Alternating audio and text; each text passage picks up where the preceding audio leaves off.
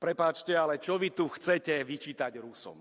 Však vy ste neboli schopní ani len odsúdiť masovú vraždu malých dievčat v Iráne, ktorú spáchali Američania. Ani izraelskú genocídu v Gaze, ani vojnové zločiny v Libanone. Čo vy chcete rozprávať Rusom?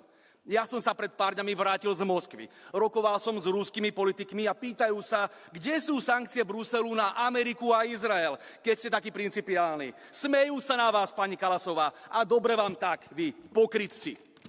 Bol som v Moskve a Stalingrade úctiť si pamiatku našich osloboditeľov od fašizmu. A rovnako do Ruska pôjde aj slovenský premiér Robert Fico.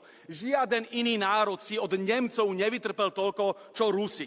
A my Sovietom ďakujeme za mier a za slobodu. Je choré, že pobaltské štáty nechcú dovoliť prelet nášmu premiérovi, aby si mohol uctiť víťazstvo nad fašizmom. Zjavne niekomu prekáža, že sme fašizmus porazili. Že, pani Kalasová?